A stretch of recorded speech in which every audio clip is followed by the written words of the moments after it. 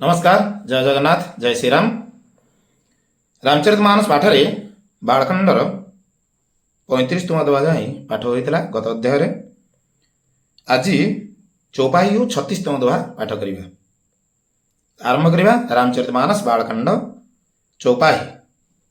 श्री शिवजी की कृपा से मेरे हृदय में सुंदर बुद्धि का विकास हुआ, जिससे मैं तुलसीदास श्री रामचरितमानस का कवि हुआ। तुलसीदास कहते कि भगवान शिव कृपारू ही मो हृदय रे सुंदर बुद्धिर विकास है, जहाद्वारा कि मु रामचरितमानस कवि हो पारि। अपने बुद्धि के अनुसार तो वह इसे मनोहर ही बनाता है, निज बुद्धि अनुसार तो ताहा मनोहर ही होता है। अर्थात तुलसीदास रामचरितमानस कथा ही कहते, किंतु फिर भी हे सज्जन सुंदर चित से इसे सुनकर आप सुधार लीजिए। किंतु ता सत्य मध्य हे सज्जन और साधु संत माने सुंदर बुद्धि सुंदर चित द्वारा आपण माने सुनिकिना आगु सुधार कर दियंतु। सुंदर सात्विक बुद्धि भूमि है, हृदय ही उसमें गहरा स्थान है। सुंदर अर्थात सात्विक बुद्धि ही भूमि अटे और सेथिरे हृदय ही गोटे बड़ जगाटी अटे। वेद पुराण समुद्र है और साधु संत मेघ है। वेद पुराण समुद्र अटे और साधु संत मेघ अटंती। वे साधु रूपी मेघ श्री राम जी के सुयस रूपी सुंदर मधुर मनोहर और मंगलकारी जल की वर्षा करते हैं। से साधु रूपी मेघ श्री रामंकर सुयस रूपी सुंदर मधुर मनोहर और मंगलकारी जलर वर्षा करती। सगुण लीला का जो विस्तार से वर्णन करते हैं। सगुण लीलार जहाँ जी मैंने विस्तार रे वर्णन करती, वही राम स्वीय स्वरूपी जल की निर्मलता है। से ही राम स्वीय स्वरूपी जलर निर्मलता बटे, जो मल का नाश करती है और जिस प्रेम भक्ति का वर्णन नहीं किया जा सकता, वही इस जल की मधुरता और सुंदर शीतलता है। और जिस प्रेम भक्ति का वर्णन नहीं किया जा सकता, वो जो प्रेम भक्ति वर्णना करी हो नहीं, वही इस जल की मधुरता और सुंदर शीतलता है। से ही यही जलर मधुरता और सुंदर शीतलता होते। वह राम स्वीय स्वरूपी जल सत्कर्म रूपी दान के लिए हित करे।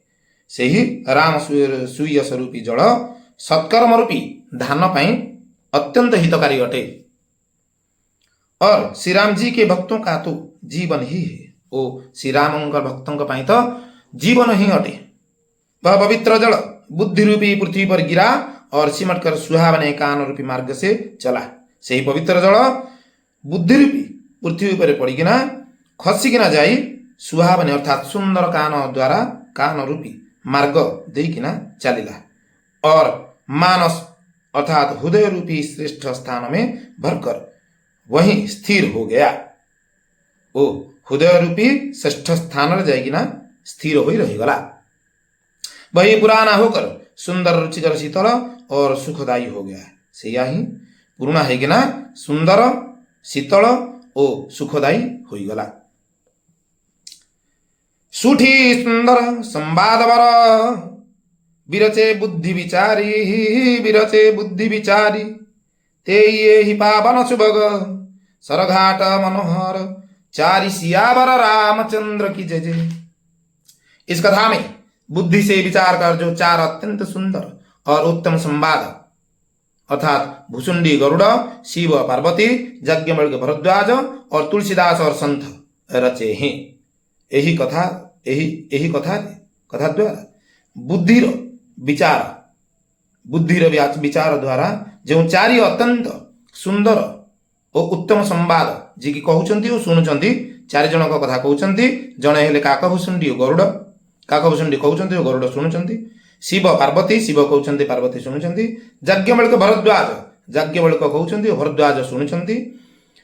ओ चतुर्थ हेले तुलसीदास और संत, तुलसीदास कहउचंती और संत माने सुनुचंती। रचे यही चारि जनकर कथा कहवा और सुनिबा को रचना होइछि। वही इस पवित्र और सुंदर सरोवर के चार मनोहर घाट है। से ही यही पवित्र सुंदर सरोवर चारिटा घाट अटे। तो आज ये रखा 36तम दोहा सरिला आगो को 37तम दोहा पाठ करिबा। तो एही विषयटी आपण मानक किपरि लागिला रामचरित्र ओ रामचरित मानस विषय रे सब कथा कुहा होउची जे किपरि सुंदर सुंदर सब वर्णना करा होउची रामचरित्र विषय रे आपण मानक किपरि लागुची ए विषय वस्तुटी कमेंट रे निश्चय जणाइबे। रहिले जय जगन्नाथ जय श्री राम।